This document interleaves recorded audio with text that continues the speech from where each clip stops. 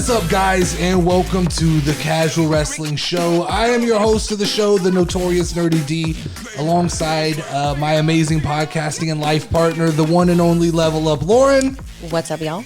Each and every week, me and Lauren will discuss 4 topics in pro wrestling for your listening enjoyment. Every episode can be found for your viewing pleasure on YouTube.com. And if you don't feel like staring at our beautiful faces, then you can listen on all major podcast networks. The 4 topics will then be broken down and posted Monday through Thursday, with the complete episode posting on Fridays. Quick shout out to this week's Patreon producers: Jay by Proxy, Muscle Fiend 53, Randall Beatley, OG Ian the Noobs Newberry, and OG It's Zinny. Lauren, let's jump right into topic number 1.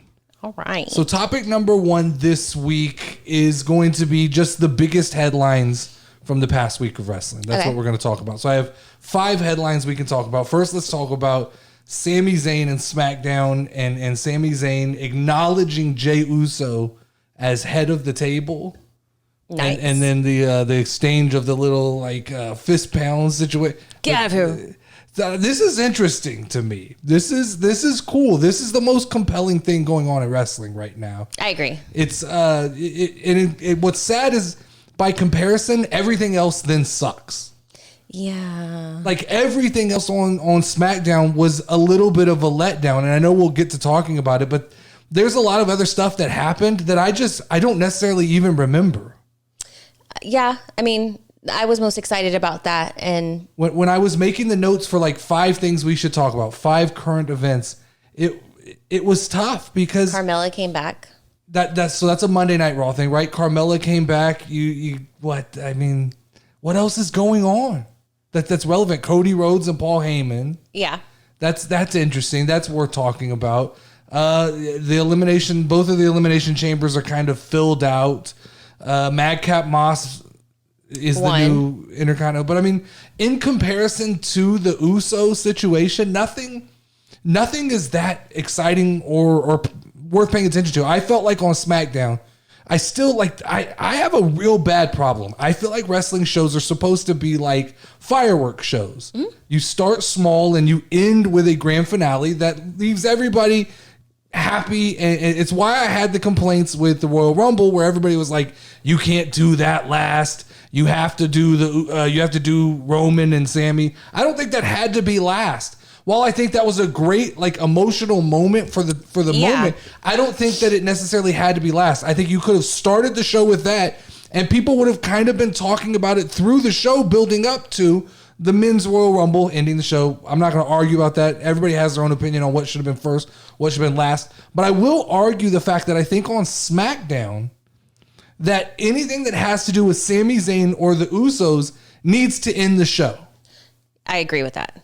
And I don't even remember what ended the show, to be honest. So it was the fatal 4-way for the Madcap Moss one, right? Madcap Moss winning. Okay. But and I guess by semantics, then they cut to Paul Heyman telling the Usos, you guys need to stay home next week. Yeah. Don't show up. So I guess by semantics, they ended with a show, but I still think all of that should be last on TV. I was a little disappointed with the return of Jey Uso. It felt so you have Jey Uso walk out of the Royal Rumble, right? Mm-hmm. Like he's done with the bloodline. Yeah. Then you have Jimmy all week trying to call him and get a hold of him and figure out where he is. You have Roman upset about it. Paul Heyman's upset about it. And then when the match starts, he just comes down from the crowd hey, there was never a worry that I was going to show up. When the reality was, I think how would you have done it instead then? I don't know. There had to be more tension in that moment. Would you have let the match actually start? Yes. And maybe he's getting the shit beat out of him, and then all of a sudden... And then he comes in, and he should have looked conflicted on his way to the ring, instead of just ready to go, amped up, more of the same, here go the Usos. And I kind of get where they're building. There's a dissension, but I don't like this idea of building Jey out to be kind of deceptive. Like he's playing both sides. Yeah. Because ultimately, I do think that Jey stays with the bloodline. And I do think at WrestleMania we get Kevin Owens and Sami Zayn versus Jimmy and Jey Uso. Well, aren't they kind of saying that Jimmy's deceptive too? Because when Paul Heyman asked him, like, hey, what did he say? He was like, oh, nothing. Well, I don't think he really said anything, did he? I thought he said nothing. I mean, he didn't really say anything. He just kind of was like, I don't want to talk about it when they talked about like. I thought he said like, I don't know. Yeah, exactly. So I mean, he did say something. He said, I don't know. All right, semantics again. I don't think that. I don't think he was. I don't think they're portraying. I think they're portraying right now the possibility that they want you to believe that at Elimination Chamber, Sami Zayn can beat Roman Reigns and Jey Uso may be the reason. I mean, this is the foreshadowing that I see is it's going to come down to a moment in the Elimination Chamber match, not the actual elimination, but the main event with Sami Zayn and Roman Reigns, where Jey Uso has to pick a side. Ooh. And he's going to pick Roman Reigns. I think ultimately Roman. That's what's going to happen is he's going to pick Roman, which is then going to break Sami Zayn's heart. Sami's then going to find his way back to Kevin Owens, which will then lead to a WrestleMania match between Kevin Owens and between Sami and Kevin versus the Usos. Yeah. I think we do have to talk about the Cody Rhodes and Paul Heyman promo because I thought it was good. Mm-hmm. I mean, outside, but once again, that all ties back to the bloodline, right? I've been saying that as long as something is part of the bloodline, it's been relatively interesting to watch, but that promo was good. It felt real, and I don't know what that means when you say it feels real in wrestling, but it felt real. It felt like genuine. There were real emotions coming out of both of those men, and I saw some people mocking this idea that every time Cody Rhodes goes out there, he talks about his dad. It's an element of wrestling, right? He's adding realism to wrestling, and it makes for emotional promos, and they built that promo well to where it ended with Cody telling Paul Heyman, "You've made it personal." It's now tell Roman, "You made this personal," which adds another interesting wrinkle. They had to add some way. If they're not, what's funny to me is that we're heading into WrestleMania. We're less than 60 days out from WrestleMania, and that's crazy. And they're not building towards the main event.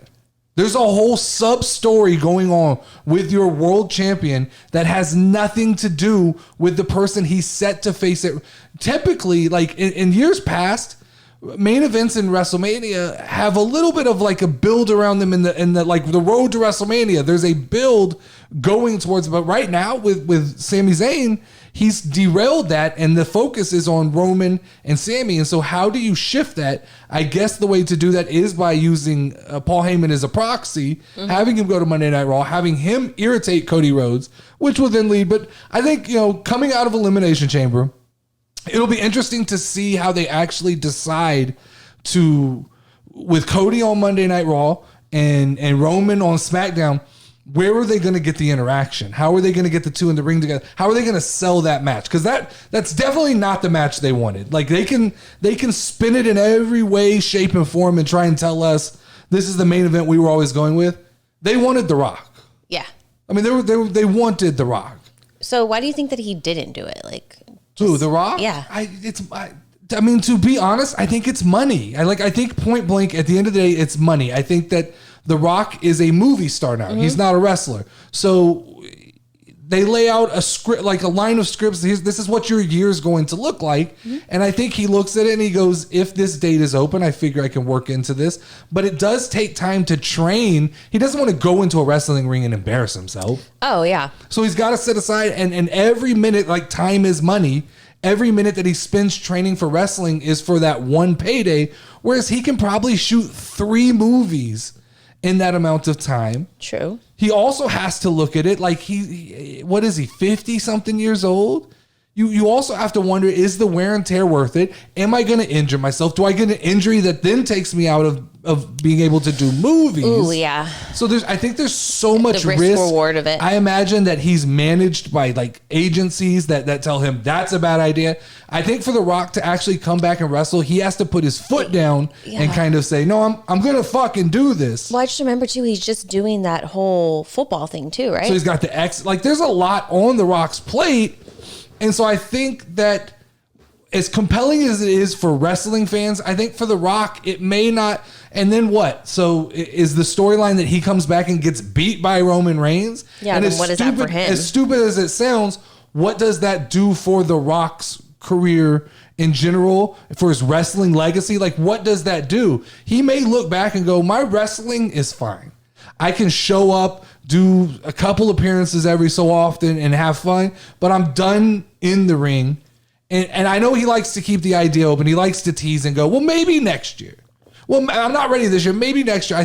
I honestly think this was it. I think this was the last opportunity. The clock runs out at this point. Yeah. For me, as far as The Rock goes. But I lead me back to the point is, that's the match they wanted. That was Hollywood, right? That was I think that the whole Hollywood thing was being built around a Hollywood star being in the main event. It was Hollywood versus Roman Reigns. The Rock, Roman Reigns. Yeah, because I mean, what is the Hollywood theme really? Right, I mean, it's in Hollywood. That still makes sense. But I think that while from a pure wrestling standpoint, I think Cody Rhodes and Roman Reigns is the better main event. I think it will be a better match. I think it's more believable. I think everything around it, ultimately, we will benefit from that. But I don't think that's the WWE perspective, because I don't think it's as financially viable as The Rock and Roman Reigns was. I don't think it's as marketable. I think if The Rock wrestles, there's a ton of celebrities that come to see WrestleMania. I think without The Rock in the main event, you will get some celebrities that are wrestling fans, but I don't know that you're going to get the fanfare outside that you were really looking for when you brought The Rock in. Speaking of celebrities, do you think that we're going to get any rando celebrity match? That's interesting, because the celebrities right now that are kind of linked to WWE, I don't know how Hollywood centric they are. Mm-hmm. I don't know. I don't know enough about Bad Bunny, but does he resonate well in California? Or is he more of a Miami, South Texas type? I know he's big everywhere. That's not what I'm getting at. But I mean, as far as when you talk about a celebrity coming in, there has to be crossover over crossover over crossover. And so it's if Bad Bunny, which I don't even think Bad Bunny's going to be a part of WrestleMania, but if he was, that's somebody who's always linked to WWE. I mean, once again, Pat McAfee's always a name they throw around. But I don't what celebrity can you bring in at this point? I'm sure there will be celebrity involvement, but I don't think.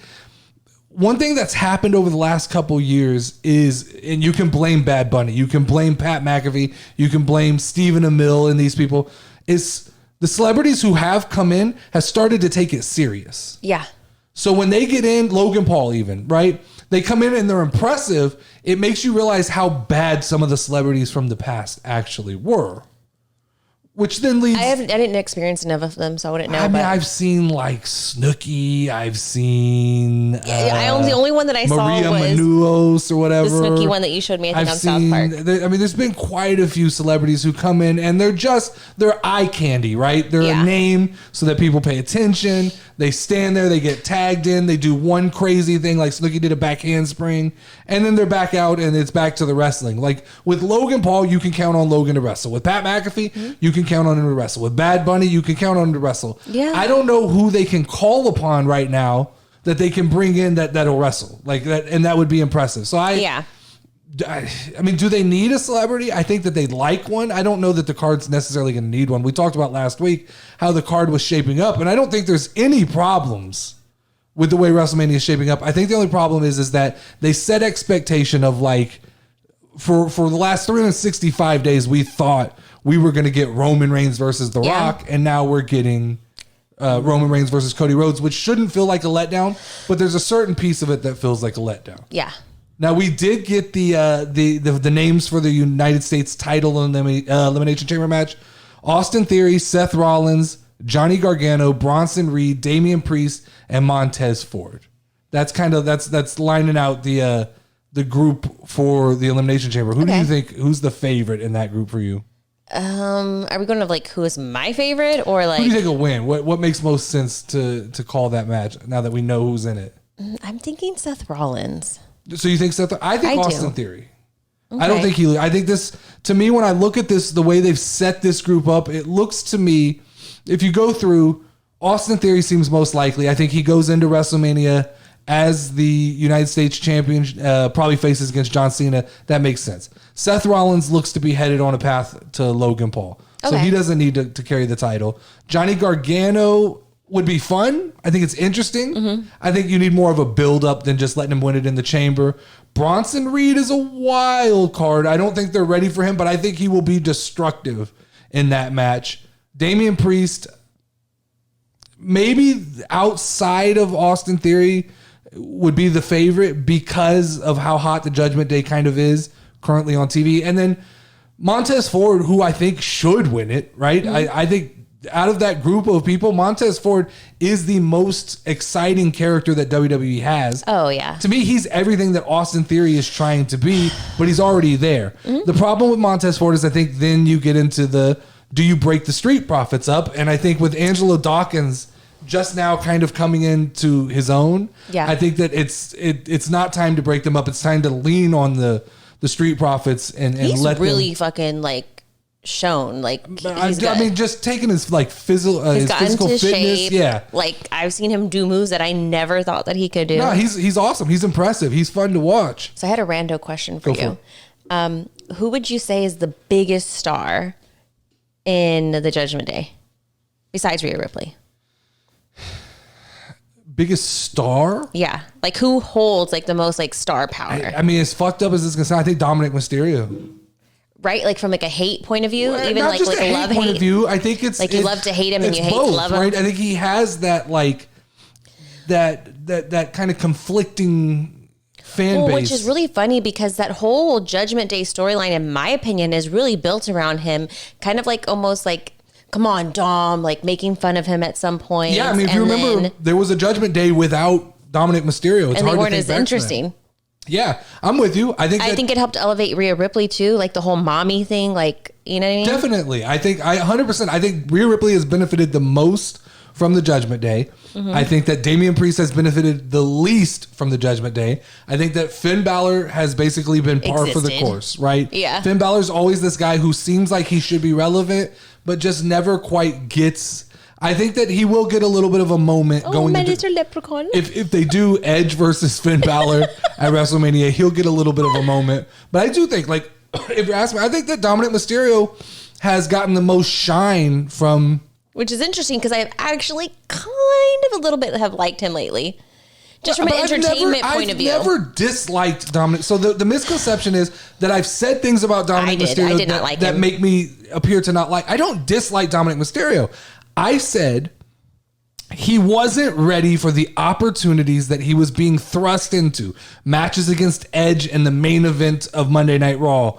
Being thrown, given big minutes on Monday Night Raw. I didn't think he was ready for that. But do I dislike him? No. Do I think that what they're doing with the comedy elements of the Judgment Day is working for Dominic Mysterio? 100% I do.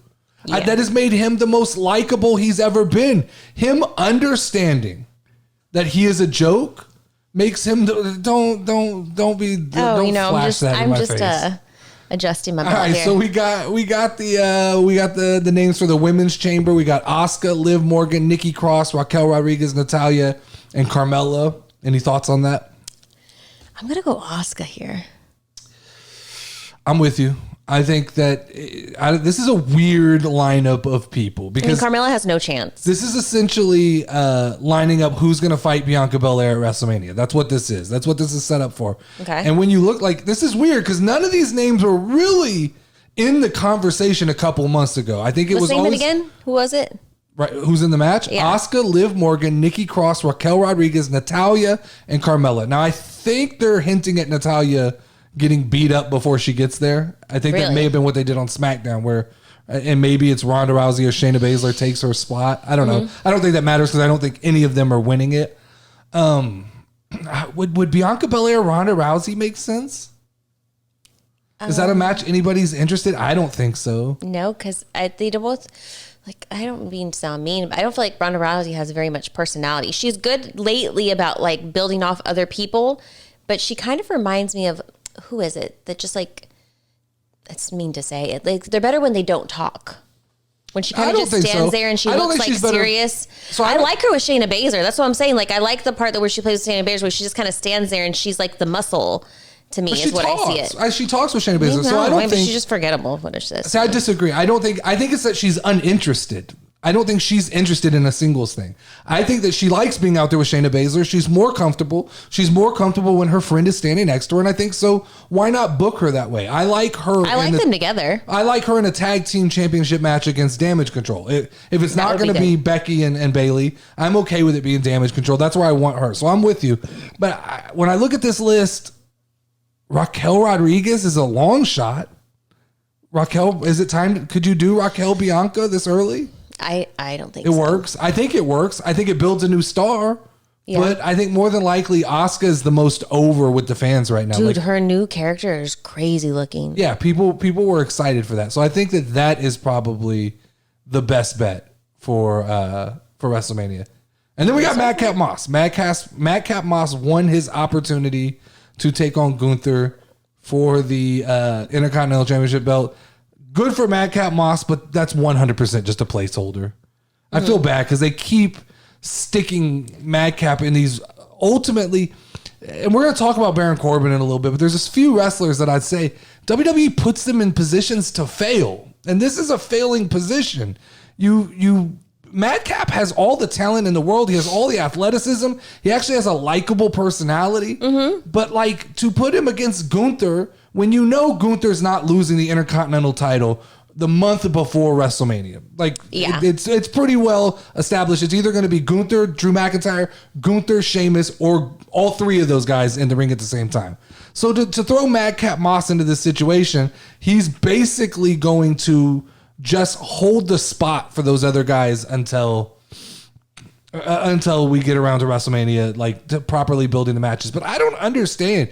This is, and maybe I'm just noticing it this year, but this is one of the first WrestleManias where I noticed they're not trying to build these matches, months in advance. It's almost like they're going to spin the card. We kind of knew before what was going to happen.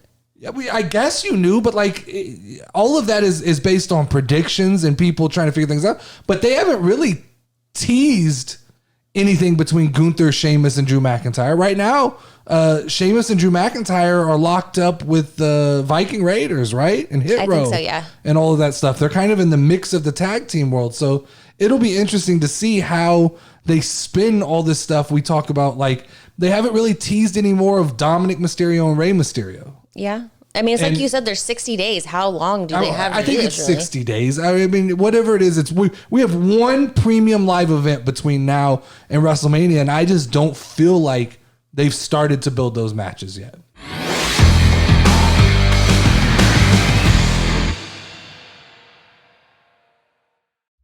All right, topic number 2, Lauren. So after it was reported on multiple news outlets that Alexa Bliss will be taking another leave of absence after her loss to Bianca Belair at the Royal Rumble, it got me to thinking, right? Is it time to revisit an idea that I had maybe 6 months ago about professional wrestlers having mandatory time off? And I want to take it a step farther because I think I kind of was just playing around with an idea last night. And the idea was, should there be seasons of wrestling? Almost in the vein of like NFL and NBA, would that be a more efficient way to run professional wrestling? And let me run by you how I think that could work, because I kind of laid down an outline here. This is how I see it working. I think that in a calendar year, you could have 2 professional wrestling seasons. You could have basically what would be your like summer, fall season, and then your winter, spring season. Okay. I think that makes the most sense with the way that WWE kind of runs their premium live events. So season 1 would kick off in November. Okay. Mm-hmm. And in November, there would be a draft. Okay. Every 2 times a year, there would be a draft. It's a big event. WWE can actually make it mean something because the people who get drafted for that season are the only wrestlers that are going to compete in that season. If you are not drafted, that means that you then are in an off season, right? So Alexa Bliss, you're in off season, you get 6 months off. Yeah. Maybe you show up here or there for a surprise event, but you're given time away from wrestling. So in November, we start the season off with Survivor Series. So feel me, you have a draft, right? Okay. These people just get drafted to a team. And the first event you do is where you force them to fight on 2 teams together, You can do it in the what do they call it? The War Games, or you could do traditional Survivor Series. But then it makes the Survivor Series make sense, right? Because it's kind of a team building exercise. Yeah. These new guys are on Raw. These new guys are on SmackDown. Let's have a kind of a kickoff, a season kickoff with Survivor Series. So you do that. December, you can have like Evolution, an all women's pay per view. You could do whatever. December's typically been a bad month for premium live events, but you fill something in generic premium live event. Then January, you have the Royal Rumble. This is right in the middle of your new season. Okay. So this is going to decide who goes to WrestleMania, which is essentially the Super Bowl of the season. So you go Royal Rumble to then Elimination Chamber, which can decide who's in the other World Championship match. And then you go March, you can do like TLC. And then April, it ends at WrestleMania. Okay, but it's only with those people who were in that season. Exactly. But WrestleMania should feel like a culmination of event, right? So like whoever wins the world championship at WrestleMania should be etched into like a record book, and then they have to drop the title post WrestleMania because you won the season, right? When you win the world, like the Super Bowl, you're not necessarily I guess you are kind of the Super Bowl champion the next year, but like that title should be put on the line at WrestleMania. That should be the moment that's defended, and then you're the champion up until the next big event. Does any of that make sense? So like let's say I win WrestleMania, right? Let's rewind. Okay. So Roman Reigns, right? Let's say Roman Reigns is the Universal Heavyweight Champion. Okay. He should not defend that title at any event except WrestleMania and except what I have for the second season. Okay, so he's going to go into WrestleMania, and then does he defend his championship there? That's where he defends it. So the belts between then can be defended. But if he keeps his champion, then he's still the champion? Yes, he moves forward as champion. But it's like into the next Super Bowl. Season. Yes. Okay. So he doesn't need to qualify. Now you can put him in some matches because you're going to want him on TV. But let's say Cody Rhodes wins the championship, then he would go on. He would continue into the next season as champion. This is all. And look, anybody who has ideas to kind of tweak this and work this out, work it out with me, and let's figure it out. Let's make it work. So you go through, right? That's season 1. It ends. Then you immediately go into a draft again. So you're drafting twice a year. This time you're drafting end of April. You have a draft.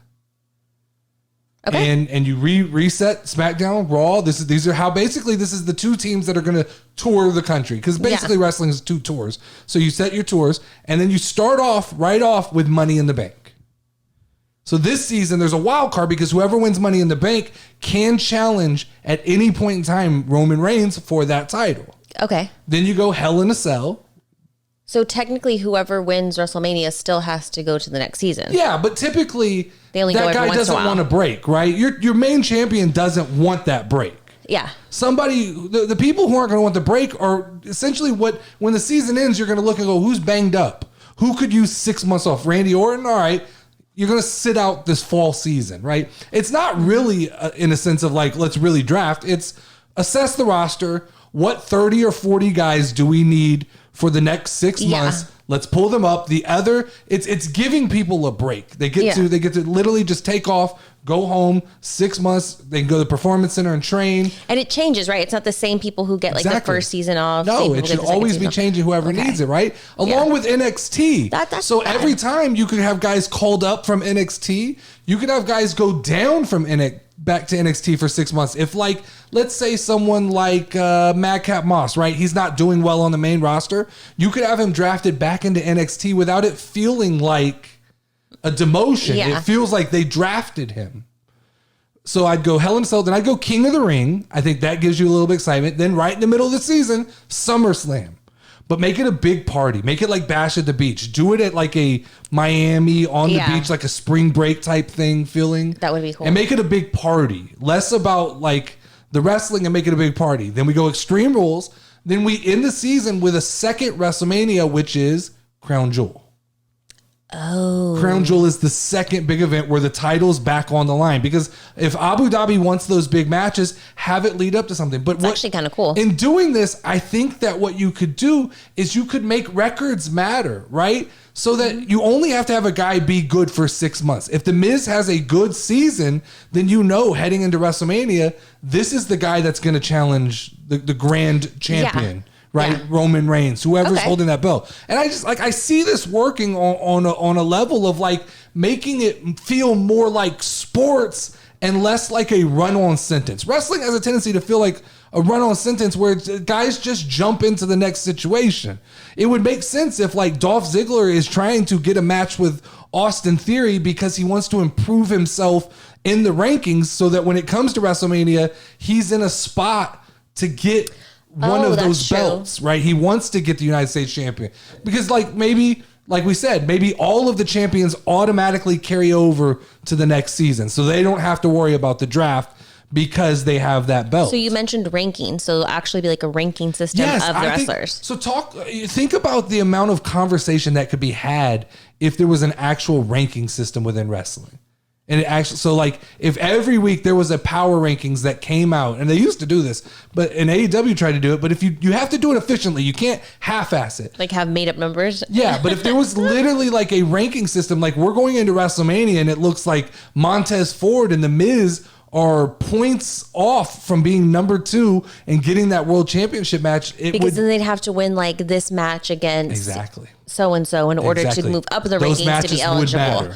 Okay, that would make sense. And every time someone interfered in your match and cost you a match, sometimes to me it feels like, well, who cares if you win or lose, right? Yeah. But if they cost you that match and it cost you points and you don't get to go to Elimination Chamber or something like that because you didn't win enough. So the 6 people who qualify for the Elimination Chamber are literally the 6 people with the best power rankings. That is kind of interesting because I felt like some of the elimination people were just kind of like random throwaways. Yeah, is what I like to call them. It's 100%, right? It's just like, oh, Natalia's back, she gets a spot. Yeah, that doesn't make sense. Wrestling to me would feel more fun. I really liked her outfit this week. You liked her outfit? Yeah, you're full of shit. It was the pink beret that did it for me. You're full of shit. I know you're hating on it. Just playing. Booker, from the off-season benefit to me is the biggest part of this, right? So you add the element of it being a sport. It gives people like us things to talk about. You then can create like ESPN style programming on WWE where you're literally talking about like what the implications of certain matches are. Because you really can't do that, right? Yeah. If Sami Zayn loses to Roman Reigns, we're just supposed to forget about it the next week. I agree. Instead of talking about what the implications are. But I think the most important thing is that you don't get these start and stops like with Alexa Bliss. If Alexa Bliss knows, oh man, I just got to make it to April and then I can have 6 months off. I get a whole season off to recover, have my honeymoon, do whatever it is. Yeah. I think there would be less injuries, more predictability, better mental health for wrestlers. I just could see by breaking it down like that. And I'm sure like there are nuances to what I said that are wrong. And I want everybody to jump in and kind of like wire would work. Tweak what, what works and what doesn't work and what events would make most sense. But I also think that it can help with like creativity, because think about it like this. If you have a gimmick, Kofi Kingston, right? Yes. Let's just pretend the Jamaican gimmick. And in those 6 months, it doesn't work. That's the only time that you have to run with that gimmick, right? Because when that ends, and I think there should be 15 to 20 days in between WrestleMania and the draft where they get off. And then we come back for the draft. Lacey Evans is a great example. But you come back at the draft, you can then be a whole new character and reinvent yourself. And it feels like it works because we're going into the next season. Yeah. Things change all the time in season. I just feel like it would help. It would prevent burnout. It would help with injuries. It would help with. Well, also, as from a viewer, it's sometimes interesting for somebody to be away, and then when they come back, it's that much more exciting. But think about it like this: some of the best we know this from going to the Royal Rumble. Some of the most fun moments in wrestling are the return. Yeah. But what if those returns were kind of like, how big of a night would it be if 2 times a year, April, and what the other one would be? You said November. It would be October, end of October. Okay. You'd have one in April and one in October, where you sat down, you got your fucking popcorn ready, and you didn't know who was going to be drafted. Mm-hmm. And then there are surprises, right? Yeah. Oh shit, Sasha Banks is back. Yeah. Oh shit, Naomi. Oh my God, this person came. Nikki Bella is Cody back. Rhodes got drafted, right? Like, I think that those nights would the excitement would be. Right now, the draft is stupid. Yeah. It serves absolutely no purpose other than just a reshuffling of rosters, because basically WWE has started to see that there's a misbalance in the two shows. That's all the draft is used for. And it's not annual, and it's not on a set day. So it's just completely random. It's like they go into the office and they go, man, these rosters aren't, they're not matched up. Let's do a draft. Yeah. It doesn't make sense. But if you knew 2 times a year there were drafts set up that were going to be NXT. See, I don't think I even noticed that the drafts just kind of happen. That's all it is. I mean, it just randomly happens, and it's made to rebalance the rosters. But then it doesn't mean anything, because 6 weeks later, someone just decides to leave Monday Night Raw and go to SmackDown, and it's okay, right? Yeah. Rey Mysterio just switches shows. The Maximum Male Models just switch shows. You don't need a draft. You just do it when you want. If there was actual, like, you know what I'm saying? Set dates. Like, you know the Super Bowl is going to be in this date, or like whatever. And then you can do like free agency. There's so many cool things you could do. Like, cool. Like, let's say, you know, Cody Rhodes gets injured in the middle of a season. Well, simply, if Randy Orton's ready to go, you pick up the phone and you act like you signed a free agent onto the roster. He comes in. He's given the opportunity to earn the amount of points that he needs to get into a match. I just think, like, and maybe it's just too much math and too logical and too much having to follow things. I just, from a watching standpoint, it would make it so much more interesting if I could know going into Monday Night Raw why Monday Night Raw was important. Well, Chad Gable's weirdly like 12 points out of third place. If Chad Gable wrestles tonight, this is a big opportunity. Whereas right now, it's just... It adds weight to the matches. There's Chad Gable, I guess. Right. And then, half the time we don't know the card going into the night. That's one thing I think UFC does so well, is like they give you a certain amount of time to be excited about the card you're about to watch. And then, like we said, the premium live events hold even more weight. They should be weighted more for the points that you get in the power rankings. The title should be on the line and shift around. And it just, like, I like the idea of doing seasons. I think that I don't like this, like, we get invested into Alexa Bliss, then she needs to take time off. Yeah. And what I mean, I'm not blaming Alexa Bliss. Maybe she's pregnant.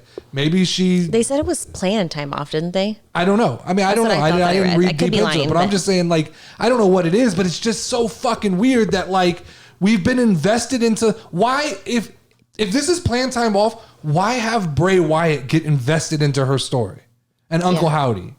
What is the purpose of that? It doesn't make any sense, because it had absolutely no involvement at Royal Rumble. Uncle Howdy wasn't a part. The match ended and she did the weird, like, and then she leaves, and I guess she's gonna come back dark again. I don't know, but I just don't like the start and stop is so hard to follow. Well, because I was finally getting back into Alexa Bliss and excited.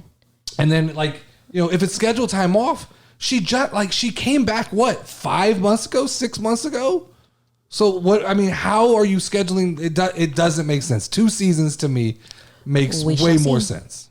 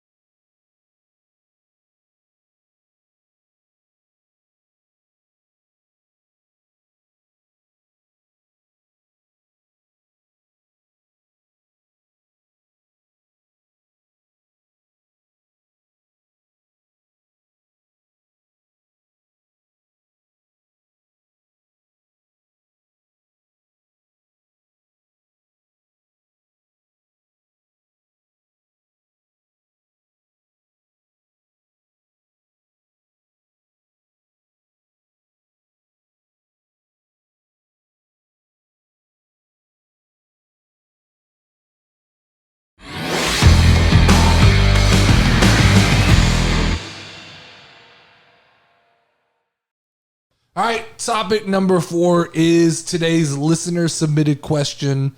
At Kyler Martin 24 asked us, Lauren, hey Nerdy D, I'm a huge fan of WWE and I listen to your podcast with my dad every week.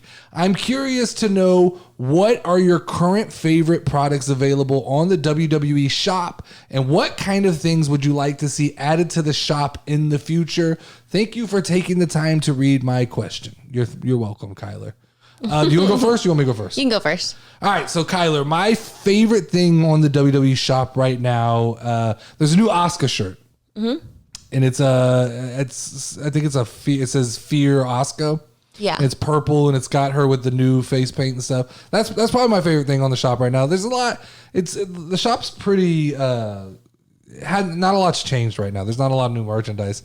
We saw most of it at Royal Rumble, so nothing. I've got most of the shirts that I like. Yeah. So I'd have to say that right now on the shop, that's my favorite thing. Do you want to go first, and then I'll talk about the thing that I think the shop is missing? Yes, sir. So what do you think is? So my favorite, or my thing that, like, my next thing on my to-do list of things to buy is the new Sami Zayn duct tape shirt.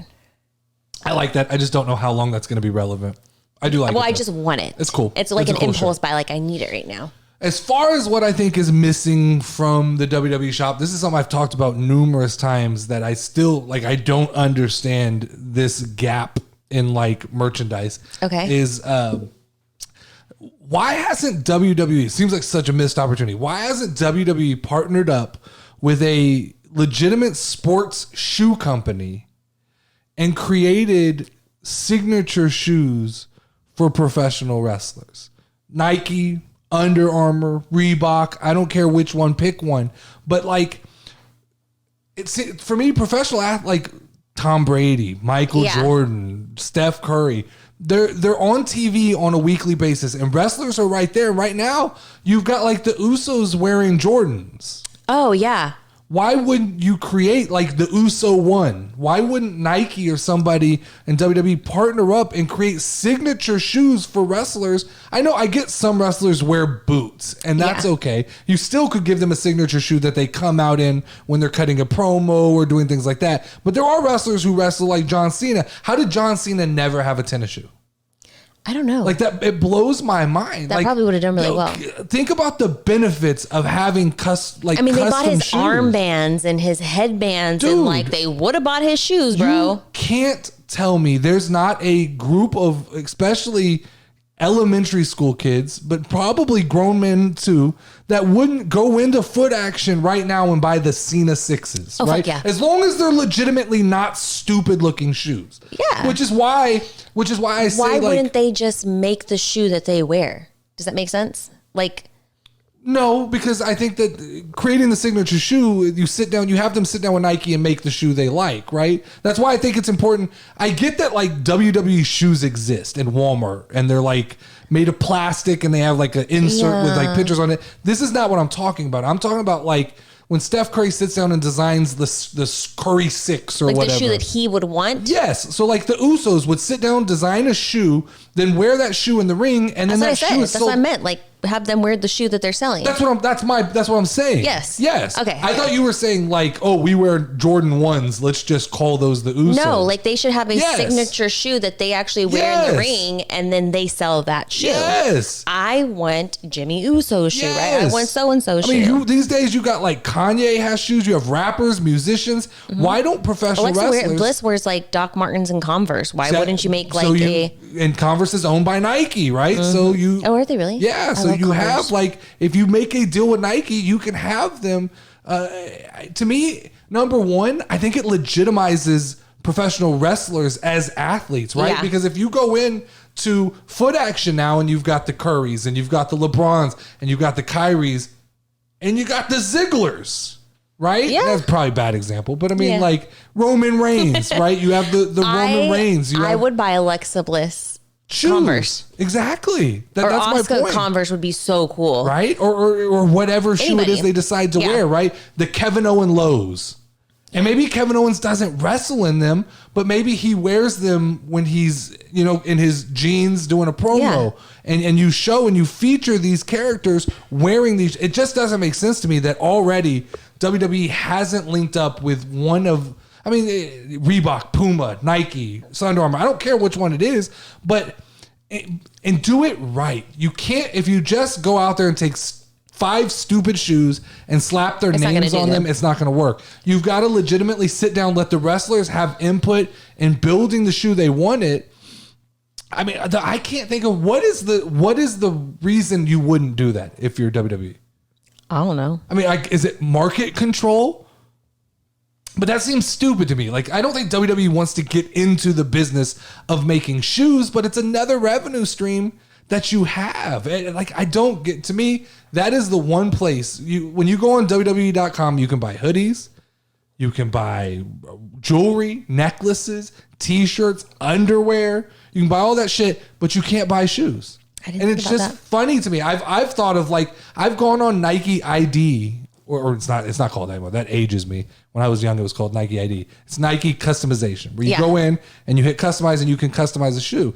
Yeah. And I've often I'll use the Cody Rhodes color scheme. Mm-hmm. And I design a shoe and make it look like Cody Rhodes. Yeah, man, that's cool. Why couldn't they just slap the American Nightmare logo on that shoe? Yeah. Right? That'd be cool. It's just like, to me, it's such a missed opportunity. So I think, Kyler, to me, that is the biggest missed opportunity in like wrestling merchandising is not having. That was a good one. That was a good one? Yeah. Do you have one, or you just want to? I do, actually. What's yours? Mine's more just from like a personal style point of view. Like, what is it? Like, I would love for them to have some like flannels, but like with like blinged out stuff on them on the back. That's very specific to the clothes that you wear. That is what they need. But I also feel like they should elevate their girl clothing a little bit more. Like, so the only thing I will say about that is and this isn't to be sexist, but I'm assuming that they have data, right, from their websites. There are very many girls that want blinged out flannels like me. I just wonder. I wonder when they look at, because, you know, when you buy something, we know we own businesses where we have online merchandise. Yeah. You get a lot of information about a person when they buy something. Yeah. Like, whether they're a male or female. And I just wonder if when WWE looks at the data, like the raw data from the website, if it doesn't show like 95% male purchase versus 5% female, and they go, it's just not worth them carrying that inventory. Can we design a whole product line based on? Yes, you can. I mean, you can, I mean, you can, but like, what is the reality of that selling through, you know? And then how many different, you know, this is, once again, not to be sexist, but if you go on to the website and you look, every time I've seen like the clearance, like $150 Alexa Bliss jacket. Yeah. Like leather jacket. Yeah. It's always on clearance. Yeah. Which leads me to believe that type of item is not selling with the WWE audience. Because I see it and I go, oh, that's fucking awesome. Like, that would be cool for you or for our girls. Like, that's so cool. For girls, like, I wouldn't wear that. So I would think it should be something that's still like cute and blingy, but that you could wear on an everyday basis. Like, I get it, but I mean, that's what I would like to see more of. What is the market for that? I'd have to see. There's a small margin of us, but we would want it. I get it, but that's not how make business it for works. Me, please. Yeah, I mean, like, you go make it yourself then, because that's not, you know, business. They're making items. I get what they're saying. I do believe that, like with shoes, that if you have a 90, I'm guessing here, 90% male demographic. Okay, they're talking about, they made the ugliest Sherpa pillows that just had one little patch on there that said like Alexa Bliss. So I'm going to assume, this is the way I look at it, they're partnered up with Fanatics, and I'm guessing maybe that'll elevate their level. Well, no. So this is what I'm guessing happens. I think there's a licensing agreement involved there. I think that the Sherpa pillow people approach WWE and go, what does it cost to use these names? And then they approve the product and they go, fuck it, you can make pillows. I don't think those are made by WWE. Okay.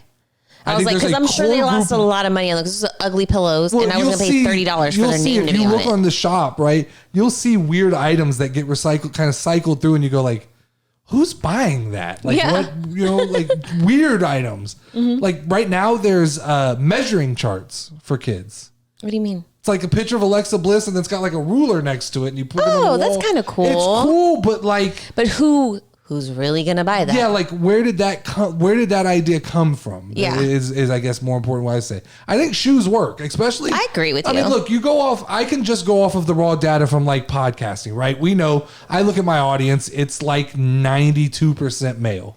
Yeah. Right? Cheers to the 7% women. Just kidding. It's 8% math genius. Well, the 1% is other. Okay. Yes. All right. But I think based on that demographic, it's safe to say that shoes would sell. I think most dudes, or at least I don't collect shoes, but I'm cognizant of the shoes I wear, and I would probably get a shoe based on a wrestler. Like I just think if I had to go buy a pair of shoes, as long as it look cool, why not? Exactly. It's like a little bit of an homage to a wrestler I like. I think that's cool.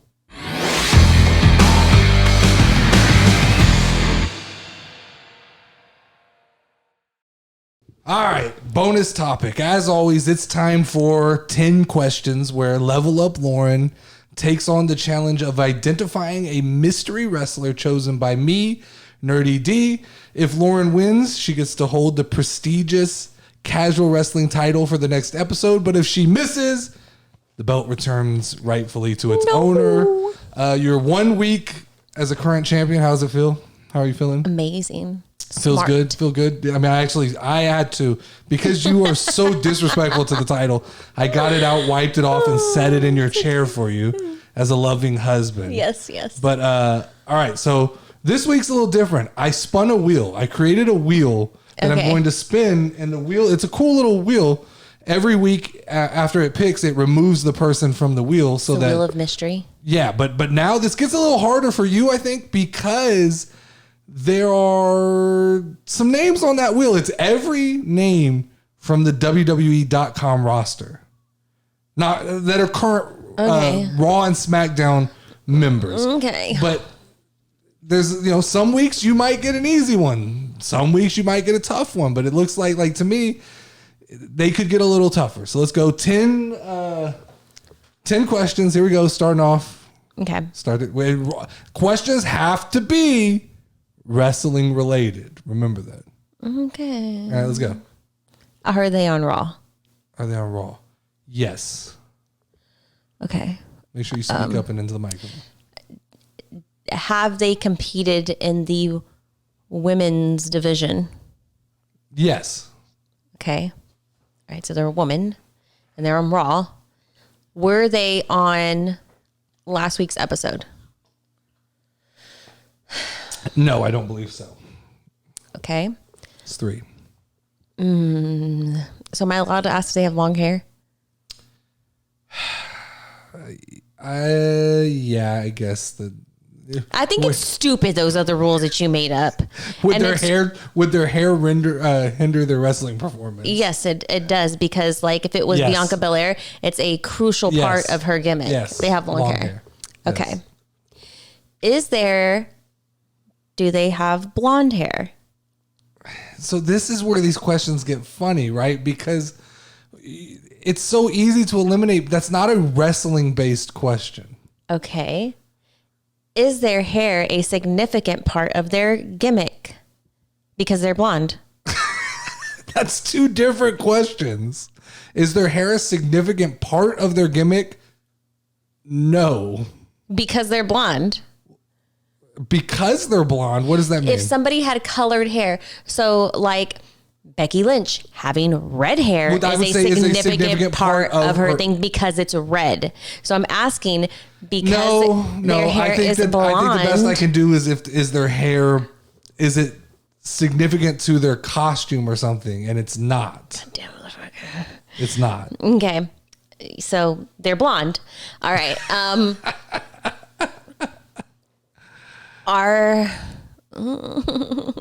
It's 5. I hate this. Okay. Are they part of a tag team? No, that's 6. Okay.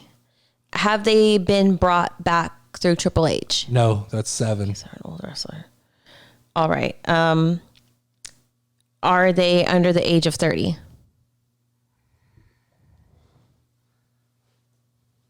I don't think so.